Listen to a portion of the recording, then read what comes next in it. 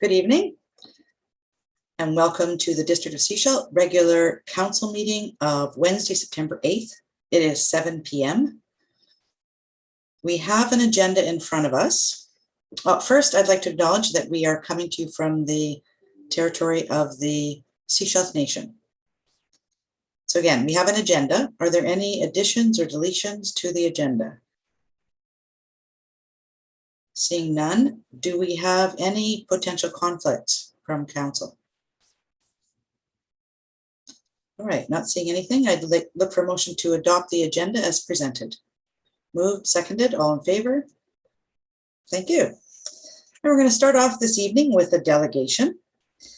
This is Angela Letman, Pablo Yuste, Jordan Royer, and Kevin Healy. And this is with regards to permission to proceed for rezoning of 5528 and 5536 Inlet Avenue from Telus Living. And I'll turn it over to Angela Letman. Good evening, Mayor and Council. I'm Angela Letman, the professional planner, and together with Pablo Yuste, architect, and Jordan Royer, development manager of Omicron AEC, we'll be making a short overview presentation tonight about the Telus Living development proposal, agenda item 10.1. Along with us this evening are Kevin Healy and Clayton Bailey, engineers from Creus Engineering, should you have any infrastructure servicing comments or questions after the presentation. In a nutshell, the development proposal will create 60 market rental apartment homes in the heart of downtown Sechelt. Next slide.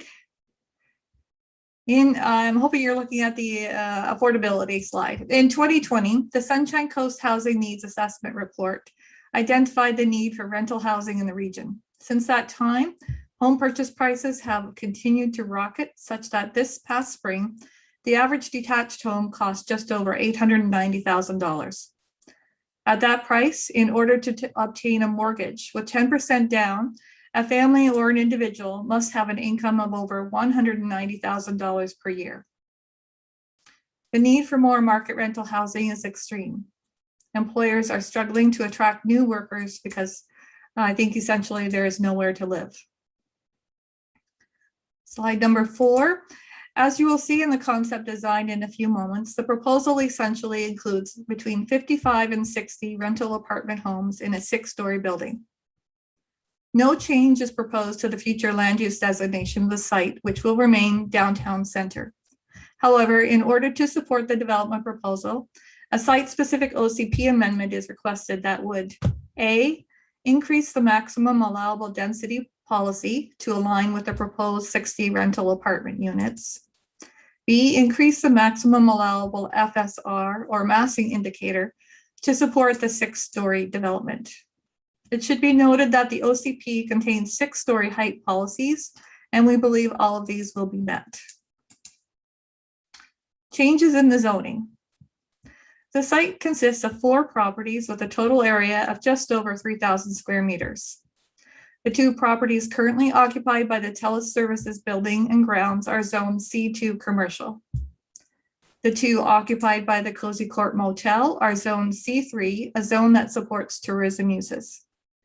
In order to support the development proposal, a site-specific zoning amendment is requested that would A, allow for up to 60 rental apartment units, B, include many of the uses permitted in the C2 zone with the addition of utility services to accommodate the existing Telus services remaining on site, allow the 6-story building height, massing, and setbacks, and D, reduce the on-site parking requirements, which will be off-site by the proximity to transit and the provisions of a car share space, an EV charging station, and bicycle storage.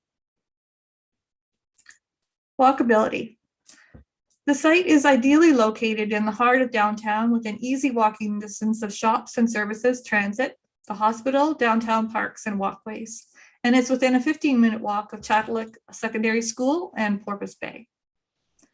Pablo will now introduce the concept design. Thanks, Angela. Before I get into the details of the concept, it is a concept at this point, which means that we are quite happy with the direction, but there's still obviously lots of development to come, and we look forward to developing that in concert with the District of Sechelt. As Angela mentioned, the unit numbers are somewhere between 55 and 60 units. We're looking at a varied unit mix with a predominance of 1 bedrooms and 2 bedrooms, with also 1 or 2 3-bedroom units in the development. In terms of the retail frontage or the frontage on Inlet Avenue, we are looking at providing some retail commercial space there on either side of the main entry to the lobby for the residents. As Angela mentioned, we are looking at a 1 stall per unit parking ratio, which will give us about 68 stalls. That will include stalls required to support the retail commercial space at grade on Inlet. 6-story building height, approximately 20 meters, aligns well with the OCP, as well as the requirements for maximum wood frame construction. And as Angela mentioned, the FSR we're after is approximately 2.3, which is based on the setbacks that we have. It's not far off of what is already allowable under the C2 predominant zone or prevalent zoning on the site. Next slide, please. The next few slides really tell the story of how we've come to the urban design massing concept.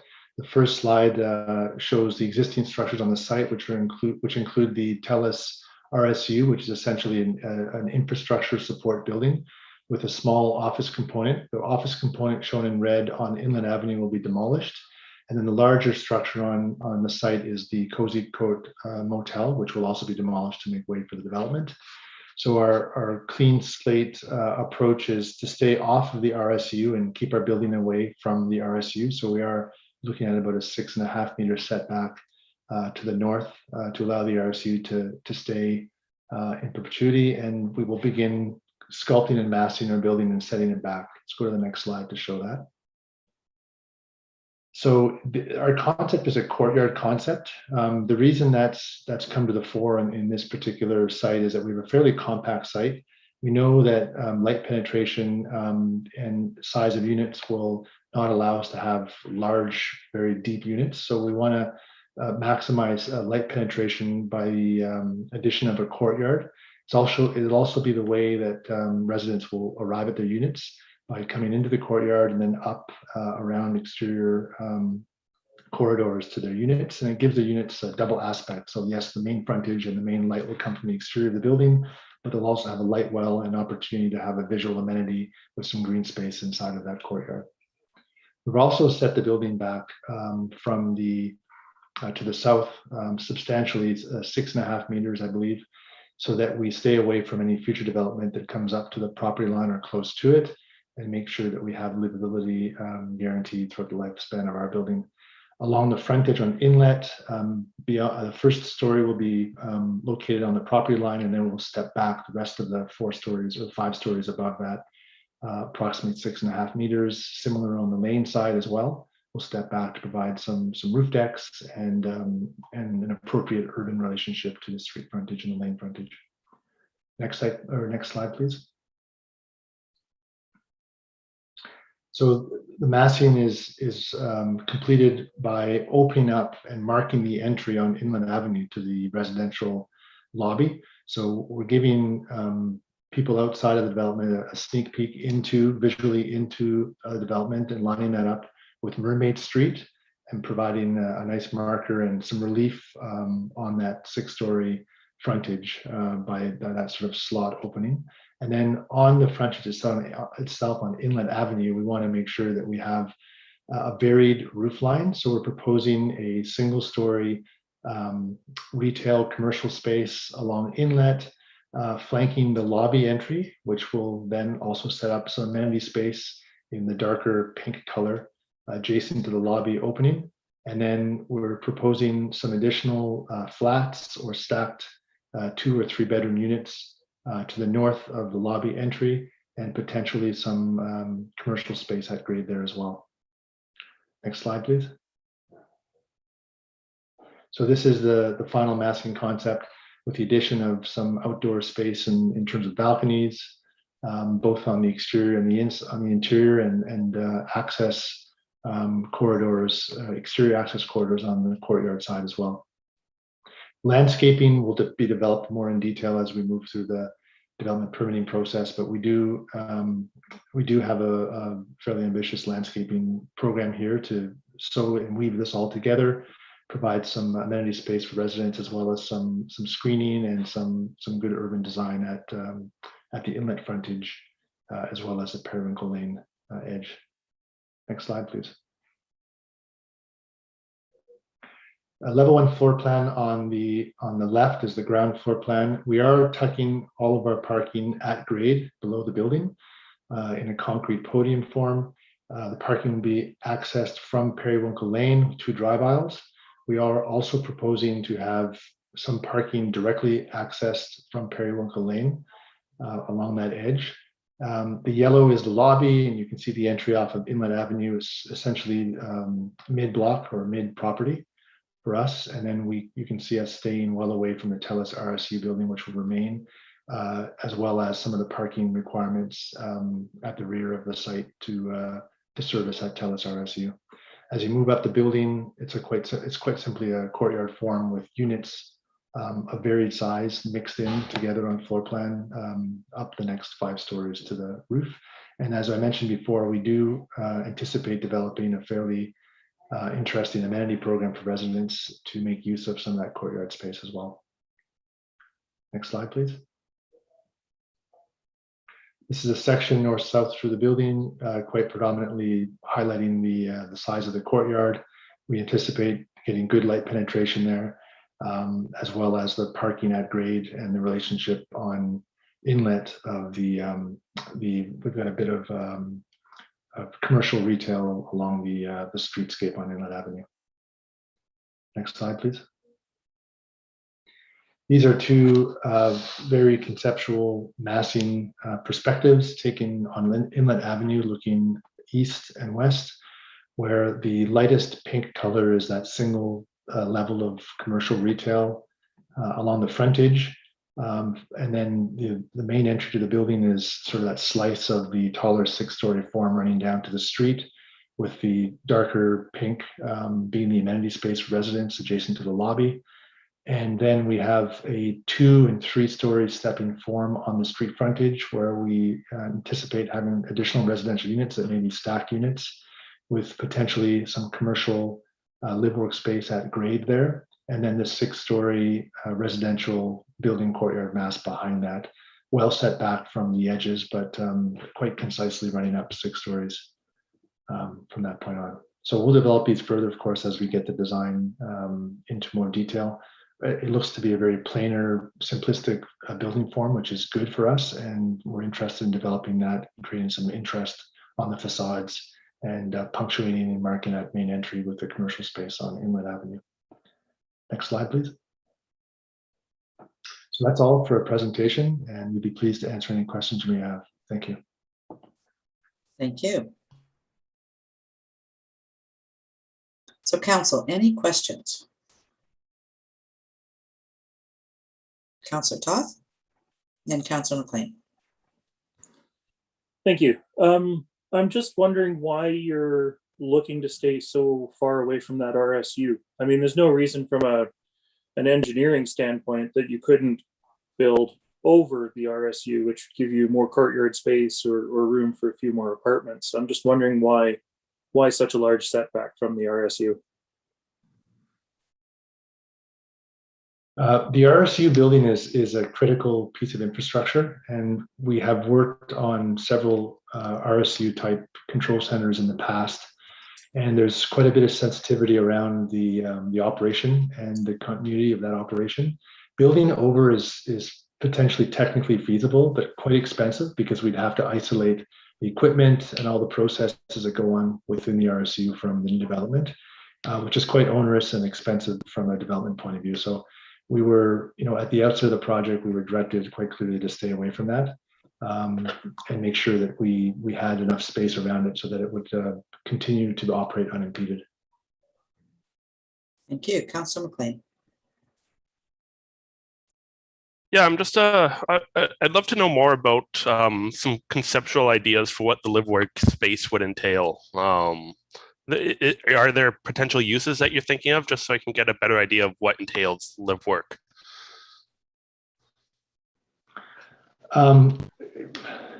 There's no firm sort of answer to that right now. What we're trying to look for is opportunities in the community for folks, especially post-COVID, that desire to work from home, to find space for that to happen. Of course, we know in Vancouver and other municipalities, they've tried this idea in the past, and it's met with some success. So Jordan, I'm not sure if you want to jump in as development manager. I don't believe we've tested the market in particular just yet, but we feel that there is an opportunity here to combine the two. There certainly has to be a very direct and clear kind of delineation of the two spaces, but we also want to make sure that the ground floor plane isn't residential and in fact has a commercial purpose, even though it may be linked to the residential unit above. So in terms of uses, doesn't really answer the question you asked, but I think we'd be open to seeing what the local community might be interested in putting there. Jordan, did you want to address that? Summed it up very well. Okay, thank you. I will point out there's a building in Gibson's that was built by one of the developers there that is all live work units. It's behind the Bank of Montreal building. And I think they sold out fairly quickly when they were brought on the market. Councillor Lamb.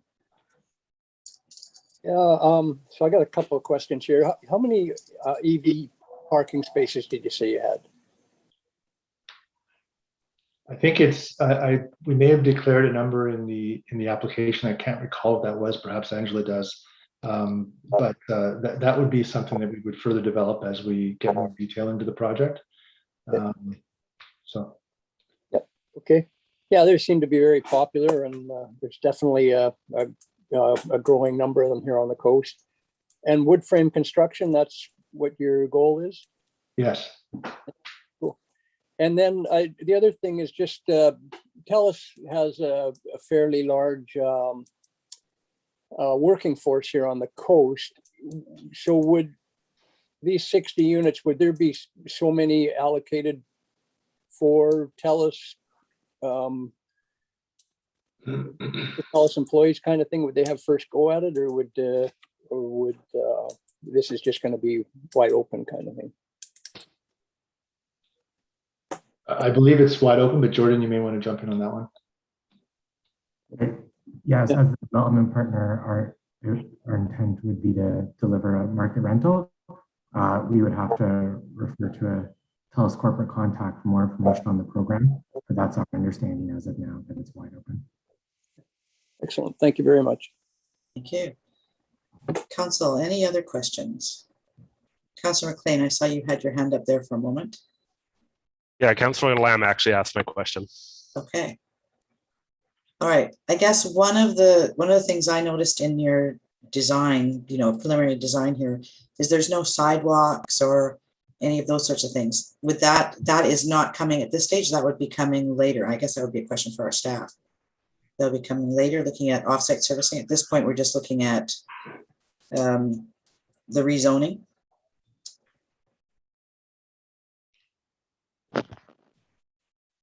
Yes, I will answer that. This is the very preliminary introduction of the rezoning file, and we'll move forward through the rezoning, start to discuss the offsite services in more detail, and then get into development permit and surface agreement and so forth, should this continue. Thank you. All right, Council, any further questions? Any comments?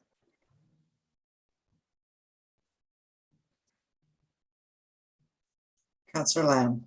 Oh, there you go. Hey, I think this is awesome. That's all I can say. I give you 2 thumbs up. I just appreciate you taking it on. So it's good. I look forward to seeing it move ahead. Thank you. All right, Councillor Rowe and then Councillor McLean. Similar comments to what Councillor Lamb just said. One question though, you say 55 to 60 residential units. What is that? Will that be decided just as you move along through the design phase? And just to clarify, because Mayor Seegers used the reference of the building in Gibson's that of the live work that's sold, the live work would also be rental units. Yes. I'm very pleased and looking forward to seeing this unfold. I mean, it's obviously very, very, very early.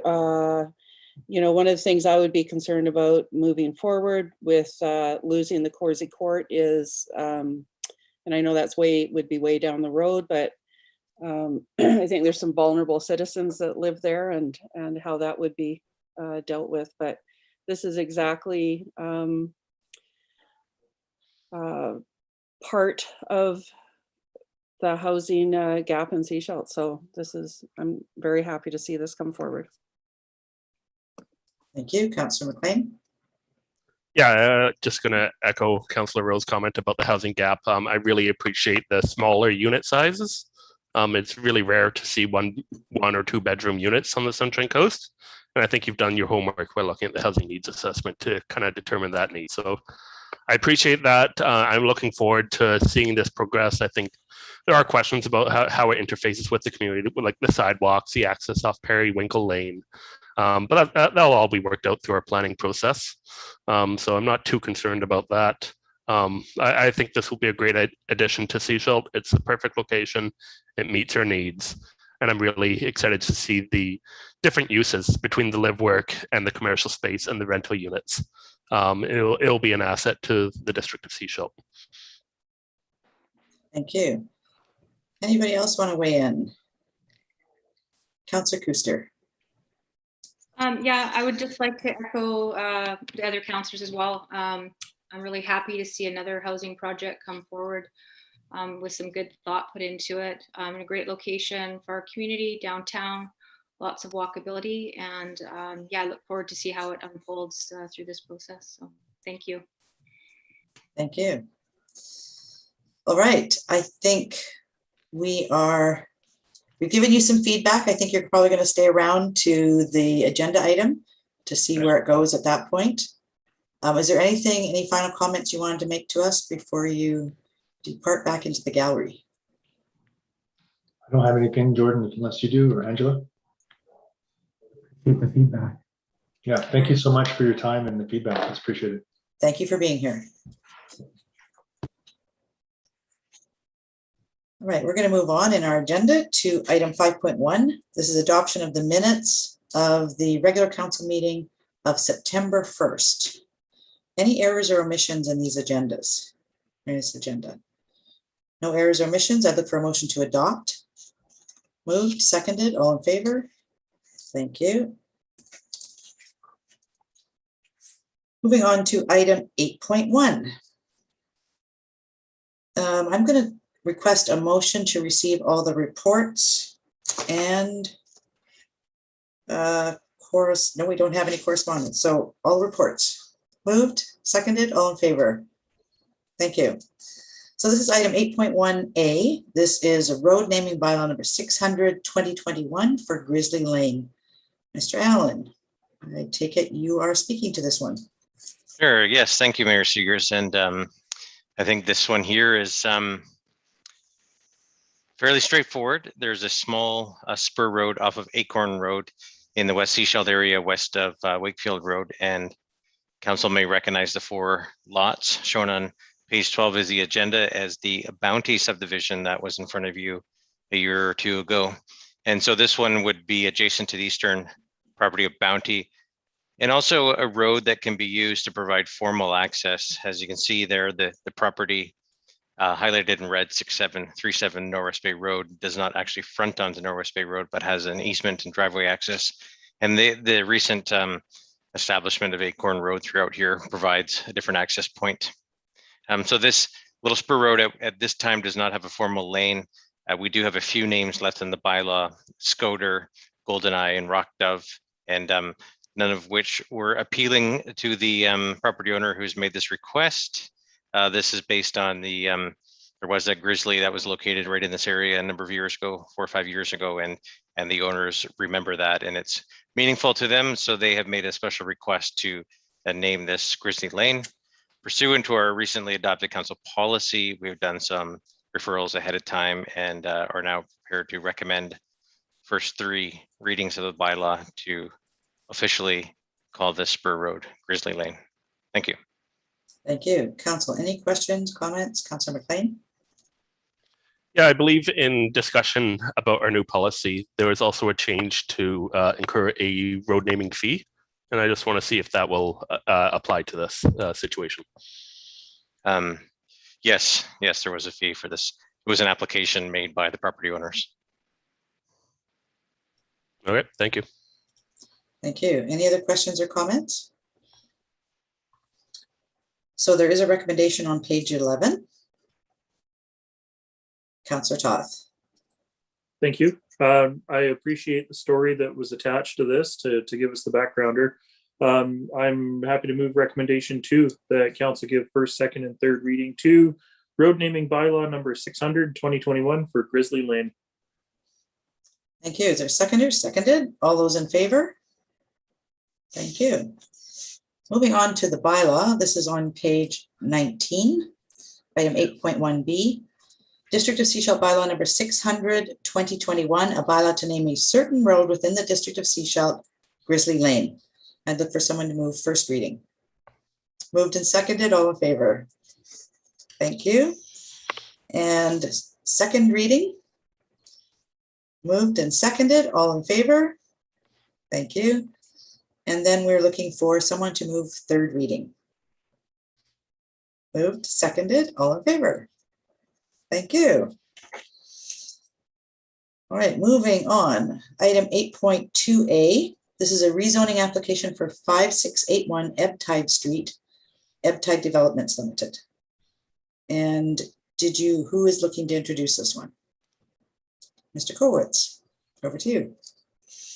I believe Director Allen had some remarks prepared to introduce the item, and I'll follow up with a short presentation. Thank you. I believe I was caught by surprise by Mr. Koberwitz's comments, but that's okay. He unmuted, so I thought he was going to go first. So. Well, I don't have anything formal prepared, but this is an application that's been in front of council since June, I believe, and we have taken the rezoning portion through to the APC. We've conducted referrals. We've received comments ranging from APC, BC Hydro, and so forth, SCRD. And so now we're ready to pursue second reading of the application. And if Mr. Koberwitz has anything to add, now would be a great time. I'll add that I was a bit mixed up with my items tonight, so that would be why. But yeah, as I'll just follow up that we did undertake all of the referrals to agencies, and those comments have been presented to council for consideration. No significant issues were identified, and at this point, we recommend proceeding with public hearing. Thank you. Thank you. Councillor Toth. Thank you.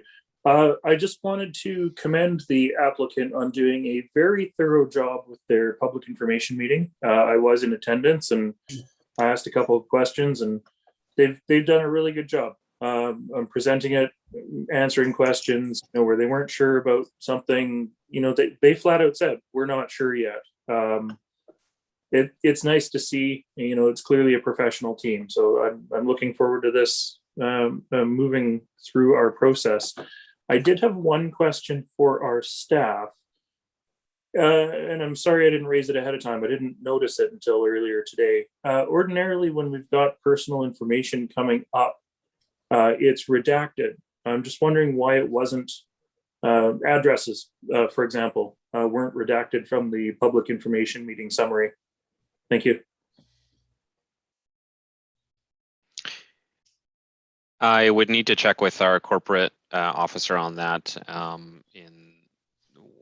May not have been applicable because it was a public forum and people agreed to provide their addresses to the applicants at that time. But I can get back to you on that after checking with our corporate officer. Thank you. Councillor McLean. Yeah, thank you. I just want to pick up on a couple of the referral comments. The first would be the comment from the APC regarding that the community amenity should not be considered as providing rental housing.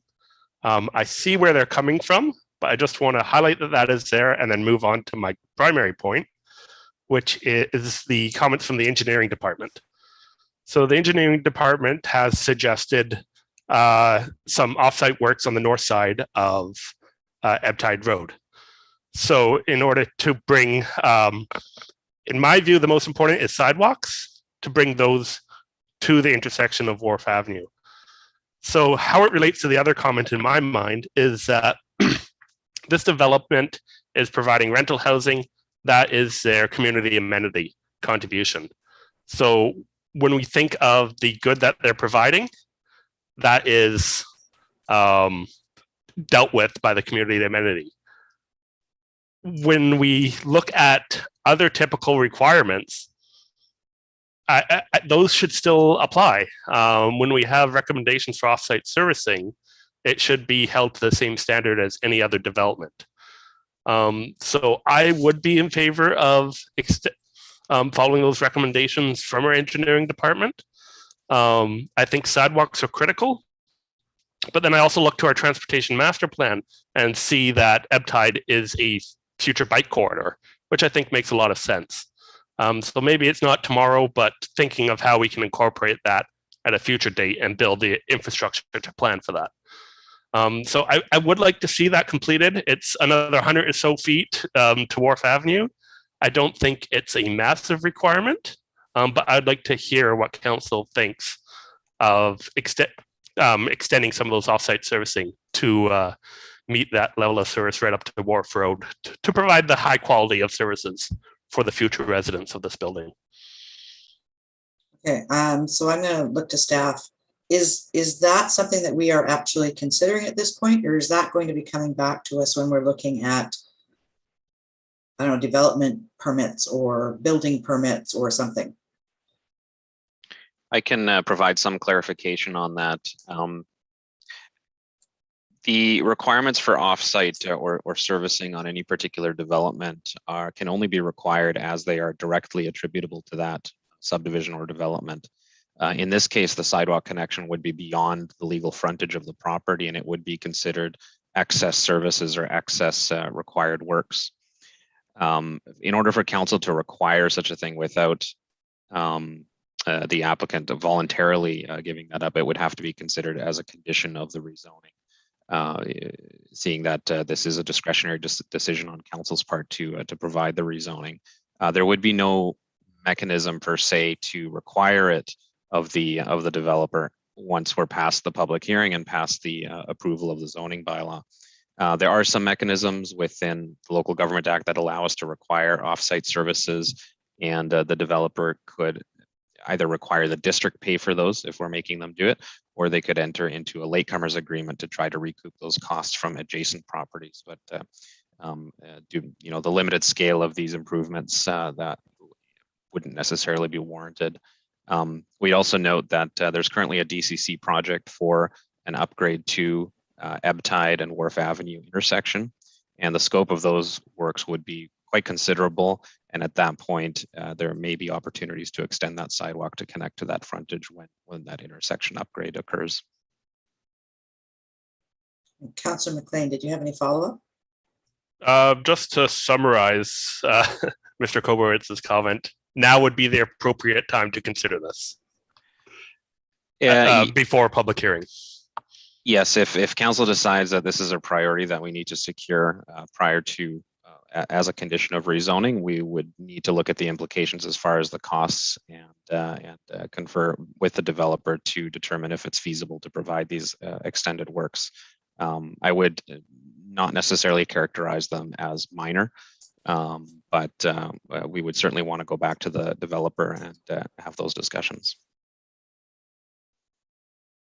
So further to that then, if that was something that council would like to see you have discussions with, we would not actually move any of these items forward tonight as they are presented to us. Is that correct? That's right. We'd seek direction from council on that item. Thank you. Councillor Toth. Thank you. I can certainly appreciate where Councillor McLean's coming from. You know, we got a few spots around town where the sidewalk is just about there, you know, not quite completed. We know that Ebbtide and Wharf intersection is going to be a big project for somebody at some point in the future, whether it's DCCs or whether it's the W2 development or where that comes from. That's going to be a massive undertaking, that intersection. In thinking about it, I don't know that it would be as simple as just putting in a sidewalk and a curb. You know, the road there, I don't even think the road is the full width that it should be within its right of way. So now you've got to widen the road. Well, what's the grade of the road, you know, supposed to be relative to what it is? I think it would very rapidly become a major undertaking. And in the name of moving rental housing forward and in the name of affordability of rental housing, it's not something I'm particularly interested in myself at this time. Thank you. Thank you. Any other councillors? Questions, comments?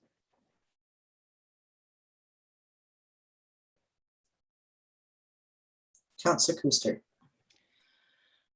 Yeah, I appreciate what Councillor McLean said as well, but I agree with Councillor Toth. I think our housing, moving rental housing and affordability is more of a priority at this time. And as Mr. Colbert said, we could maybe look at that with the DCC project coming forward. So I would not support that at this time. Thank you, Mr. Kobowitz. I just want to add that staff will certainly work with the applicant and with our engineering department to identify any opportunities for bringing the sidewalk in at the time of development, or potentially providing a widened pavement shoulder to improve the area, if not entirely upgrade it to a sidewalk. And we would explore those opportunities as we move forward. Thank you. Any other questions or comments? Councillor McLean. All right, so I don't think I have the support on this one, so I won't move a motion. But I would encourage staff to take the approach that Mr. Kobowitz mentioned. Walkability will play a key role in the livability of this development, and there is a key link missing on the Ebbtide sidewalk network. We have a lot of townhouses in that area, and they don't connect to Wharf Avenue. So those with limited mobility, it makes a big difference between a gravel path and a proper sidewalk.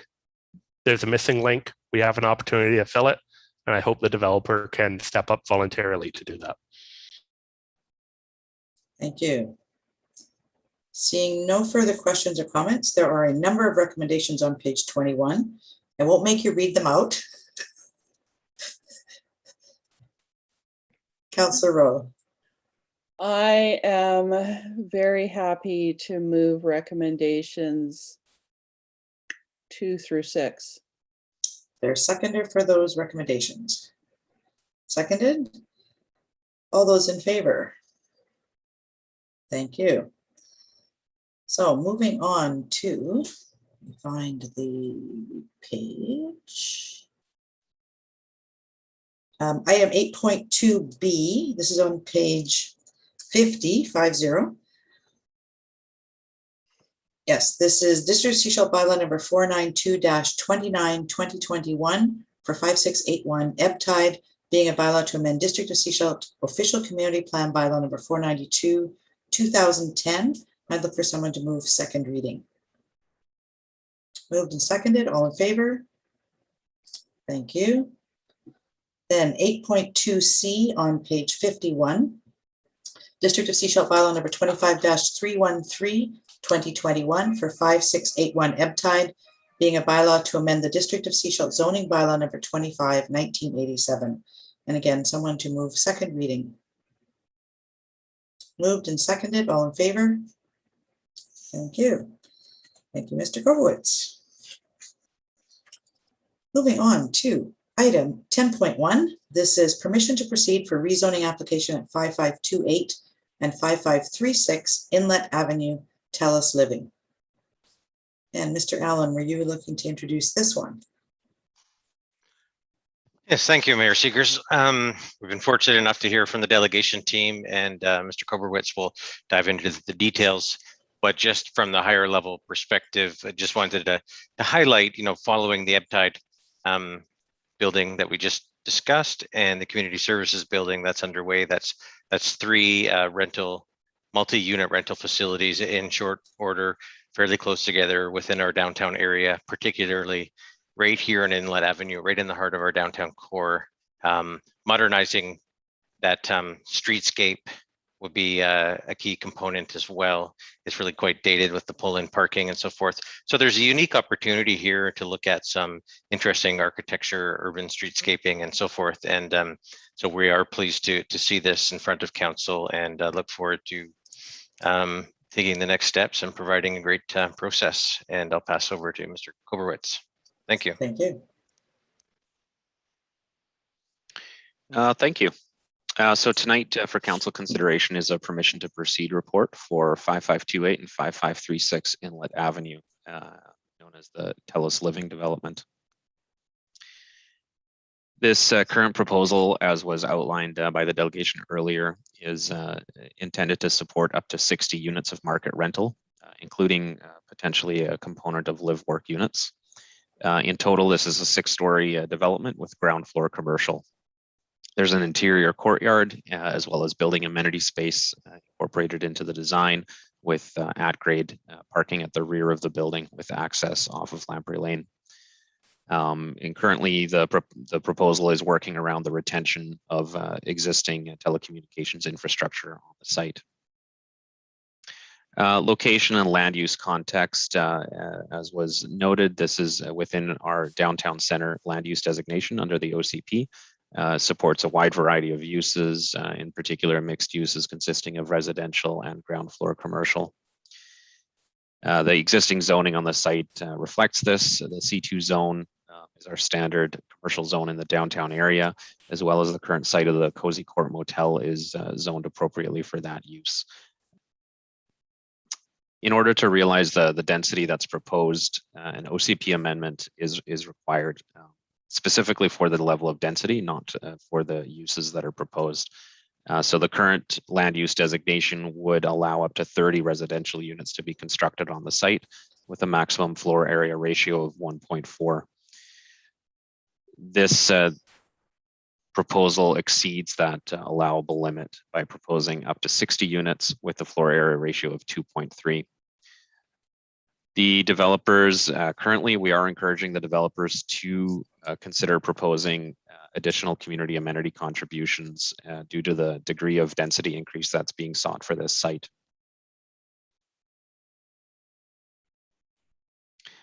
Just for some context, some comparable OCP amendments for increased density.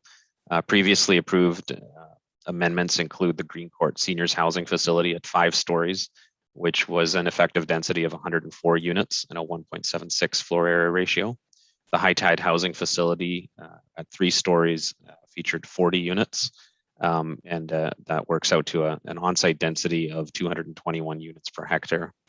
And we have several proposed developments now, including the Ebbtide development we just spoke to earlier, with 28 units reaching 170 units per hectare, and this Telus Living facility being 6 stories with 196 units per hectare and a 2.3 FAR. The one thing I'd note, floor area ratio is typically not something that's found in our existing zoning bylaws, and the functional floor area ratio in the C2 zone is currently 2.25 when you take into consideration the allowable height as well as the allowable parcel coverage. So while it seems like a high number, it is in fact representative of what the majority of the downtown core is currently zoned for. Should council decide to provide direction to proceed with this application, staff will undertake additional comprehensive review of the proposal, including looking at the OCP amendment criteria. This looks for applications that take into account the long-term interests of the community, that there's a high level of community support for the amendment, that the proposed uses are consistent with the neighborhood, and that there's a demonstrated need for the amendment as well. The site needs to be compatible with adjacent land uses, and water, sewer, transportation, and other community services need to be taken into account to not be negatively affected. And as well, OCP amendment applications have a higher bar as far as putting forward creative, sustainable, and innovative design approaches. In addition to the OCP amendment, we'd be looking or requiring a zoning bylaw amendment. In this case, proposed as a comprehensive development zone. This would be a custom site-specific zone for this development. Those regulations would include the permitted uses, off-street parking at 1.05 spaces per residential unit, and a parking requirement of 1 per 39 square meters of office retail. This is a reduction from what is standard in our bylaw currently, and we'd be looking at additional supporting documentation from a transportation engineer to support this proposal. The maximum floor area would be capped at the proposed numbers, and a maximum density incorporated into the bylaw as well as lot coverage. And staff will further evaluate the mechanisms that we can use to secure the type of tenure in the buildings, as far as ensuring that it remains rental tenure. And we have mechanisms within the Local Government Act for rental tenure zoning, and also housing agreement mechanisms that we can provide. And staff will provide recommendations to council on how we feel that would the best tool to use for that. Finally, a development permit will be required prior to building permit for this project, and that would ensure that the project as a whole meets the guidelines provided in the development permit areas, both for multifamily development as well as downtown commercial development. So the next steps that staff would be taking should this application proceed is drafting bylaw amendments, the text of those amendments. We would initiate OCP amendment referrals under the Local Government Act, specifically to the Sunshine Coast Regional District, to SD 46, the Seychelles Nation, and property owners within 100 meters of the property. Concurrently, or shortly after that, we'd be doing referrals to other relevant stakeholders and agencies. Additionally, we'd undertake more analysis with our internal departments, engineering departments, to determine recommendations for servicing and ensure that sufficient services are available. And finally, the applicant would be required to hold a public information meeting for the public to provide further input on the project. And with that, we can present our recommendations tonight, which is to draft the bylaw amendments, to initiate referrals for the OCP amendment, and that the applicant host the public information meeting, and that staff continue to negotiate a community amenity contribution in accordance with the policies in the official community plan. Thank you. I have one question on timing on this. So you're talking about referrals. Would you be drafting the bylaw amendments, the OCP and the zoning bylaw amendments, bringing them back to council before the referrals go out? Is that the process? We would be drafting amendments, bylaw amendments that would facilitate the development as currently proposed, and those would be sent for referral. And then the results of that would be presented to council for first reading. Okay. So referrals would happen before it would come to us for first reading. Okay. Just wondering about the time. Councillor Lamb. There we go. I think we've been talking about an upgrade to Inlet Avenue. Has council not been talking about that?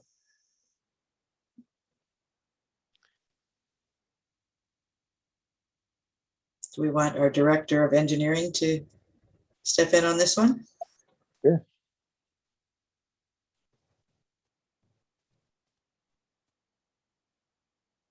Hello. Hello. Excuse me, Your Worship, can the questions be repeated specifically? Yes, there's a question on whether or not we are looking at doing some work on Inlet Avenue. Well, we submitted a grant application to improve Inlet Avenue, and pending the results of the grant application, we would make a decision to go forward on a project, but we haven't received word on the grant application, and it's probably going to be a few months before we receive any word on that. thank you. I think that's what Councillor Lamb was referring to. Yeah, that's great. Perfect. Thank you. Thank you. Oh. Councillor McLean? Yeah, I kind of mentioned it earlier in the meeting, but I think considering our infrastructure around this area is going to be critical. So if we don't get that grant for improvements on Inlet Avenue, we're really going to need to think about how we connect this development to Cowie Street in a safe, accessible manner, because the sidewalk there is not safe and accessible currently. And same thing on Periwinkle Lane. I know there's going to be an engineering traffic study, but I think there's going to be significant challenges with the corner of Periwinkle Lane and Bowery Dolphin? Dolphin, thank you. Yeah, Dolphin, just as it's right in or right out intersection currently. So I'd be interested to see what the traffic study says, but I suspect that will be a challenge. Thank you. Councillor Toth. Thank you. I've got one question and then sort of a couple of other comments here. The 100-meter notification radius. Don't have a map in front of me right now. Approximately how far does 100 meters get you? You know, does that reach all the way to Cowie Street? Does that reach Wharf? Does that reach Dolphin? I personally, because it is a large building compared to the adjacent buildings, I would be interested in increasing that range 200 meters, but depending on where the 100 meters sort of gets us. Director Allen. Yeah, thank you. That's an interesting comment, and it's something I've thought about and encountered over the years in planning, is increasing or decreasing that range. And I think, of course, there will be project sign. We'll be conferring with SDPA. You know, there's obviously going to be online social media presence. I do worry about deviating from the bylaw, even if it is for the best intentions, because it creates this uneven response where you may be deemed as deviating from the bylaw to either prop up or to even find lack of support for a project. So there's just careful about that part of changing bylaw standard. It's just a perception piece. No, that is fair. And yeah, as previously stated, it is, it's right in the middle of our downtown. It is going to be a fairly large development. Making sure that the most amount of people that are in the neighborhood and that are going to be affected by it do know it's coming. We know that the news here is slow to travel at the best of times. So I agree. We'll do the best we can with the project team and local partners to get the word out. Absolutely. Thank you. Mr. Kovowitz. I would note that 100 meters does get you clear across Cowie Street as far as a radius would be. And in addition to development signs, there would also be newspaper notification requirements as well. Thank you. Any other questions or comments? Councillor Toth. Thank you. My other comment is on page 56 of our agenda package, the second paragraph down. Looking at a wider evaluation of density and community benefits, subject to council direction, such a review could be limited to the downtown area. I think we all know that this is something that we need to have a conversation on, both with council and with property owners in the area. Just wondering, staff put it in there, so I'm going to ask the question. If council was interested in moving this forward, when and how would you like something like this moved forward? And do we have capacity to take something like this on? Thank you.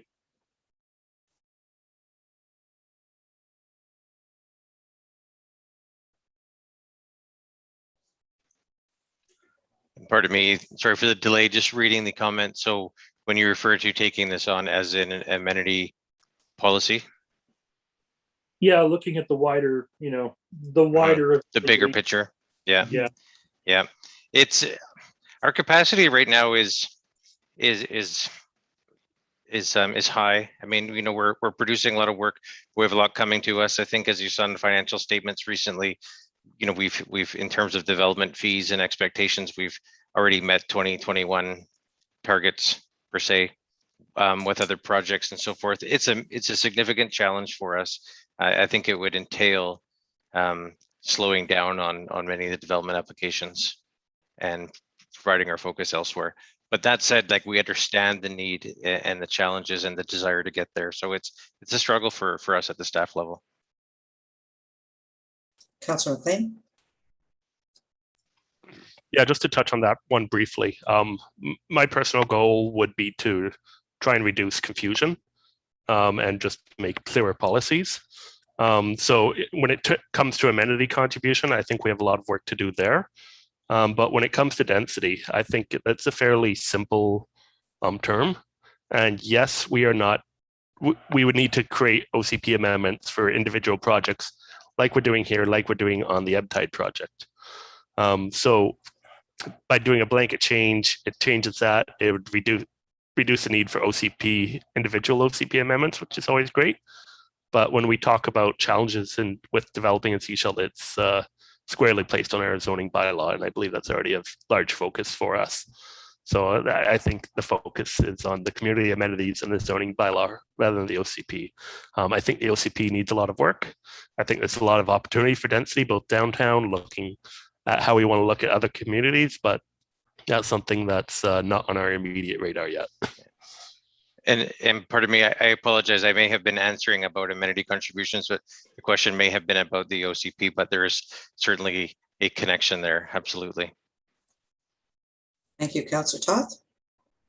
Yeah, just a follow-up comment. You know, we know that the units per hectare calculation, measurement, metric, what have you, is horribly out of date. Municipalities are using FAR more and more and more. You know, they allow for flexibility of unit sizes. You can have smaller units. You can't really have smaller units with the units per hectare calculation, or you have to come to council and seek an OCP amendment to be able to get a few more units in a building that are more affordable. So that's it.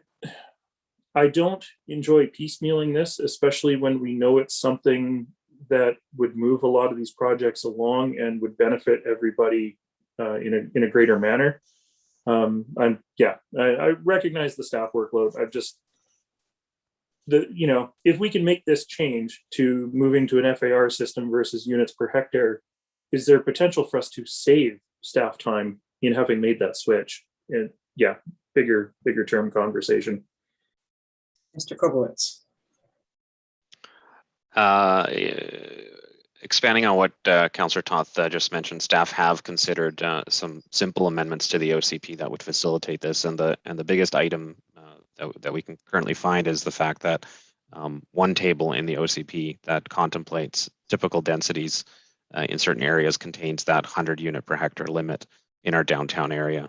And what we would typically see in more modern OCPs is moving away from any particular unit number, as that does tend to constrain the configuration of the units, focusing more on maximum heights, setbacks. What you typically find in a zoning regulation, by removing this limit specifically, it would allow council to consider rezoning applications, and there would no longer be a need for further OCP amendments purely for the purpose of increasing the number of units that might be in a building. The limit of 6 stories would remain in the OCP as is. Thank you. Any other questions or comments? So there are some recommendations on page 52. What would council like to do? Councillor McLean. I'm going to move recommendation 2 through 5. Is there a seconder for the recommendation? Seconded. Any other questions or comments? All those in favor? Thank you. Thank you, staff. Moving on, item 10.2. This is a proposed new downtown business improvement area bylaw. And I'll turn it over to our corporate officer, Ms. Frank.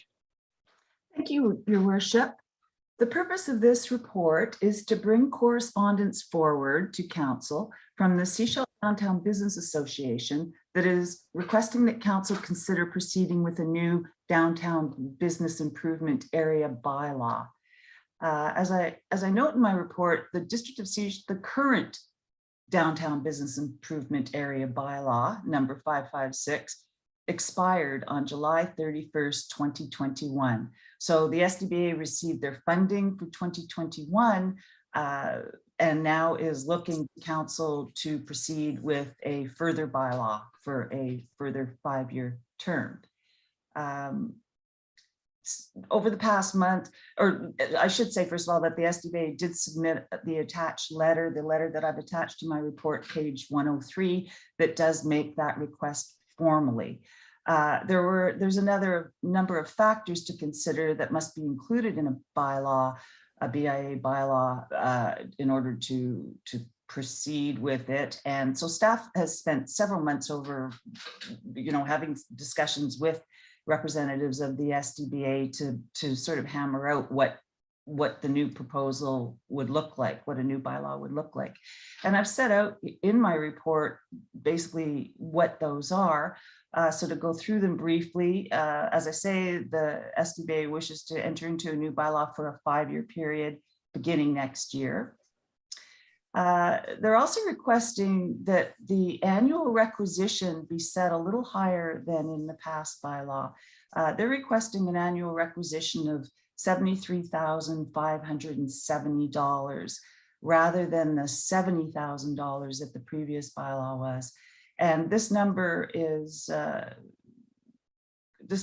established by looking at giving gradual increases each year to the bylaw over the 5-year term, sort of like in about $700 a year increments that reflect a cost of living adjustment. And then the final year of the bylaw would be that $73,570. So that would be the maximum set. The SDBA proposes to keep the boundary of the business improvement area to what it is, what was established in the previous bylaw. They propose to continue with a service tax that is collected under a tiered system based on the number of active business licenses. This is what we did with this is what council did when the last bylaw was adopted. And the purpose behind that was to try to find a more fair and equitable way to spread out the cost to each businesses, to spread out how the levy was collected. And the previous bylaw established in that tier system that a property that does not have a business license associated with it did not pay the levy. In other words, the tier said that one business license equaled that you would pay 100% of the cost, but it didn't speak to what no business licenses would contribute, or what a property owner would contribute. So what we propose to do with the new bylaw is that we would say that a property that has 0 business licenses would still pay a commercial property that has no business licenses would still pay the levy that a property with 1 business license would pay. And this will ensure that although a storefront may be empty, they will still contribute to the downtown business improvement area levy. And the current proposal also, the SDBA also asks that that council consider establishing the bylaw in the same manner as all previous ones have been established, which is being by way of section 213 of the community charter, local area service on council initiative subject to petition against. Should council wish to proceed with a new business improvement area bylaw, I've offered the recommendation above in my report, recommendation 2, and if so, a bylaw will be brought forward for your consideration that reflects those bulleted items will be included in the bylaw. And that's my report. If you have any questions, I'd be pleased to answer them. Thank you. Thank you. Councillor McLean. Yeah, just on a process question. So you mentioned that a bylaw will be prepared. So that bylaw will be prepared before it goes out for a petition against, and there'll be an opportunity for council to consider first reading or something like that. Yes, thank you. Through you, your worship. That's correct. The bylaw would come forward to council to consider 3 readings. all at one meeting, the second and third reading, and then we would go to the counter petition process, which would entail per the legislation, we would send an actual notice in Canada Post mail to each of the property owners within the boundary. We also would place notices in 2 consecutive issues of the newspaper. And then after the second issue, the 30-day countdown period would apply. But when the bylaw comes forward for your consideration, all of that will be expressed in the staff report, and council will have to approve that timeline and the counter petition process. So that will come forward to you, yes. Did you have a follow-up, Thank you. Councillor McLean? No, it's a separate question. Thank you, Councillor Toth. Thank you. It's really interesting to see this coming through, sitting on this side of the table. You know, Councillor McLean and I were involved in the last one, and I appreciate the process. You know, I know that this process is not perfect. I know there are going to be people that have issue with the counter petition process. I believe in the last renewal, the SDBA included a letter to property owners to explain the transition to the new system, how it was all going to work out, some examples, things like that. Is it planned at this point that the SDBA would still include a letter that goes out with the counter petition paperwork? And the other question I had, is there a requirement within this process for them to hold a public, a information meeting for business or property owners? I know that as a business owner myself in the downtown, this is actually the first time I'm seeing and hearing of this. So I'm just wondering, yeah, how we can further the information exchange. Thank you. Ms. Frank. Thank you. Through you, Your Worship. To Councillor Toth's first question, yes, my understanding is that the SDBA will be preparing a letter, and we have committed to allowing them to include that letter with the mail out that we do. So that will be happening. And again, it's completely their letter, like we have no input, or the District Sechelt shouldn't have any input really into the letter. It's coming directly from the SDBA. In terms of your second question, Councillor Toth's second question, my understanding in talking to the SDBA's executive director, I believe she has, I'm not aware of any public meeting being set up, and it is not a requirement of the legislation that a public meeting be set up. My understanding is that she's going to sort of door to door, like going to individuals on a one-to-one rather than any kind of a mail out. I think she's determined that many businesses are fine with it, or, you know, they're aware of all the information, and she'll cover that off with the mail out that they get. And my understanding is she has gone to individual property owners to discuss the proposal. Councillor Toth. Yeah, just a follow-up comment, and I appreciate that. It makes sense that if there's no drastic changes, and not all businesses would have had a visit from her yet. So yeah, look forward to seeing this move forward. The cost of living increase makes sense to me. I think it should be more personally, but the SDBA is free to set their ask, and they have set their ask. So there we go. Thank you. Thank you, Councillor McLean. Yeah, this is a somewhat follow-up to Councillor Toth's comment. This process is essentially property owners deciding to tax themselves. So this is something that I think we can facilitate, but I'm not interested in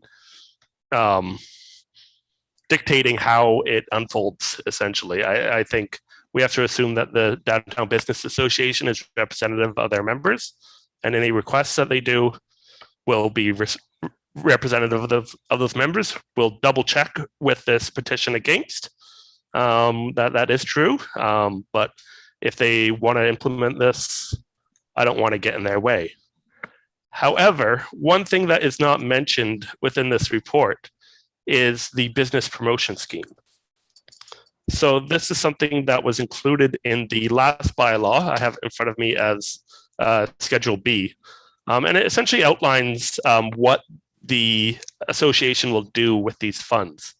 So I don't see any mention of that in the report, but I would like to see more information from the Downtown Business Association if they do plan to continue that business promotion scheme, or what changes they would like to make. So I would like, just simply for information, the Downtown Business Association to present their business promotion scheme as they would like to see it in the new bylaw. So I will make a motion to that extent. Before we go there, let's go to our corporate officer. Yeah. Okay. Thank you, Your Worship. Just note that the business promotion scheme is actually a requirement, a legislated requirement, that it be included in the bylaw. And so we've always attached it as a schedule to the bylaw. It is prepared by the SDBA completely. It sets out, as I say, the legislation requires that the bylaw, it's basically saying, what are they going to do with the levy? So that will come forward to council with the bylaw.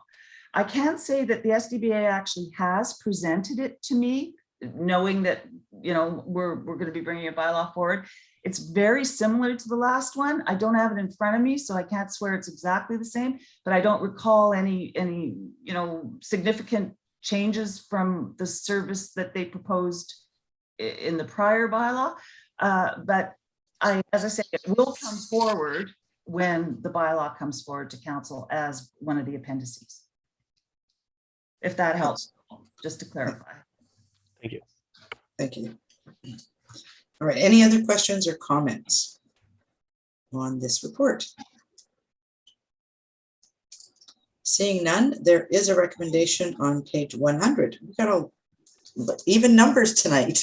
Yeah, page 50 and page 18. Okay, page 100. What would you like to do, Councillor McLean? I'll move recommendation 2 that council proceed with establishing a new Sechelt Downtown Business Improvement Area bylaw beginning in 2022 with service and cost recovery methods in accordance with the Community Charter Section 213 local area service on council initiative, subject to petition against, and that the appropriate bylaw be brought forward for council's consideration of 3 meetings or 3 readings. Thank you. And that's been seconded. All those in favor? Thank you. Councillor McLean. And then I'd just like to make that motion that I mentioned earlier, that council requests that the Sechelt Downtown Business Association present as a delegation on the new bylaw. And you'd probably look at having them come when that bylaw comes before council? Yeah. Thank you. It's been seconded. Any other comments on that? All those in favor? Thank you. All right, moving on. Item number 11. This is council reports. Now, given we had a meeting last week, I don't know if there's anything council would like to. I'm going to have you just put up your hands if there's something you want to report on. Councillor McLean. Yeah, I got a quick one. We met with, or Mia Seegers and I and some staff members met with some concerned citizens about medicinal cannabis grow operations in Sechelt. It's a very challenging situation. I'm looking forward to discussing some of that with the Minister of Public Safety from British Columbia, I believe next week. And I encourage citizens to bring it up during this election. It is a Health Canada issue that really permits up to 400 plants being grown in private residences. And unfortunately, the options from municipality for enforcement of that are quite limited, but I am hopeful that we can do a bit better from our conversation, but we'll have to see because those options are extremely limited. Thank you. Any other councillors? All right, I have a little note to read here.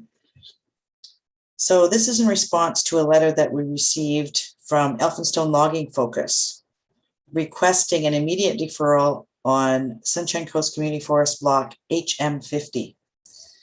So council was one of several recipients of that recent letter from Elphinstone Logging Focus Group. Their letter is not on our agenda because it's related to the operations of the Sunshine Coast Community Forest and not the business of council. Our council correspondence policy is pretty clear, doesn't allow correspondence unrelated to the work of council to be placed on our agenda. Because the letter has been widely distributed, I'd like to speak to it briefly to acknowledge several inaccuracies in the letter. So while council is not involved in the daily operations of the Sunshine Coast Community Forest, I, and I'm sure other councillors, read their public documents to stay informed of their activities, as we are the shareholder. So our company is one of 4 forestry companies working on the Sunshine Coast. So the community forest cannot be held responsible for every tree that is logged on the coast. Block HM50, referred to in the letter, is close to Trout Lake, and the letter expresses concerns about water quality impacts from the proposed logging. So I recall when the draft management plan was presented by the community forest to council, it indicated that there are no streams in the proposed block, and that as part of normal practice, a watershed assessment had been completed, and the community forest indicated they were committed to ensure they met any and all recommendations in that watershed assessment. Other concerns expressed in the letter were regarding old growth recruitment and retention, recreational use, and they mentioned a number of others. I'm not going to go into detail. I'm not the expert on this, that's the community forest. What I do know is that on one of the claims, the community forest works closely with the Shishalt Nation in the design of the cut blocks to protect culturally significant trees and areas, and the nation reviews and signs off on any proposed cutting. A letter from the community forest will be coming that will address the concerns in detail, and I believe it's going to be copied to the Coast Reporter for dissemination. And I request that members of the community who have concerns or issues reach out directly to the community forest, and they will answer all of your questions. One of the things I was really impressed with is when their draft management plan came forward, we received lots and lots and lots of emails and letters, and every one of the emails and letters that came through got a personal response from the community forest to address the writers' questions and concerns. So I know that they're interested in ensuring that accurate information is out there. Please feel free to reach out to them. They're very willing to engage. Anything else from any councillors? Councillor Toth. Thank you. Not a report so much as a follow-up to what you've mentioned there. You know, I have family that has been involved in the logging industry in the past, and it is encouraging, I guess I will say, the amount of science that goes into every single one of the community forest cut blocks. You know, we don't know what Interfor or Western Forest Products or any of those operators are doing. They're not really required to tell anybody other than BC Timber Sales, and BC Timber Sales is notorious for poor communication. So, you know, the community forest is I believe they go far above and beyond the requirements of logging in this province. You know, we know of issues. We know of, you know, private managed forests that are not managed in any way, shape, or form. And you know, for people that log like that, there's no recourse for the community. You know, so I appreciate the letters that come in from members of the community. I appreciate when members of the community write their own letters rather than just copy and paste a form letter, because it means they've taken time to research the issue themselves. And yeah, I'm glad that the community forest acknowledges these letters and does respond to them, because I guarantee if you email somebody from the private managed forests or Interfor, you'd be lucky to get a form letter back. So yeah, just wanted to, you know, commend our community forest for the engagement that they do that many people don't. So thank you. Thank you. I'm going to mention one other thing. We are in minister meetings this week and around Union of BC Municipality Conference next week. The Town of Gibson's, District of Sechelt, and the Regional District together have 23 minister meetings on various topics where we're furthering issues and concerns that we have on the Sunshine Coast. So it's a lot of work, and I'd like to commend the staff and all the counselors and directors and everybody who's taking part in this around and inside of all of the other stuff that we do in our regular day-to-day lives. All right, moving on, we have one item of council correspondence we have not received. I look for motion to receive. Thank you. Moved and seconded. All in favor? Thank you. And this is a request for a letter of support from the Sunshine Coast Affordable Housing Society. They are looking to, or they are applying for charitable status with CRA, and they've been notified that letters of support will very much help their cause. Councillor McLean. Yeah, absolutely. This is something that I am working with the Affordable Housing Society on. So I'd they're 100% worthy of donations from our community members, and those donations should be tax receivable. So I'd be willing to move a motion that the District of Sechelt send a letter of support in the Sunshine Coast Affordable Housing Society's CRA application. There's a seconder, seconded. Any other questions or comments? All those, oh, nope. All those in favor? Waving your hand back and forth there, Councillor Rowe. All right. So any emergency items?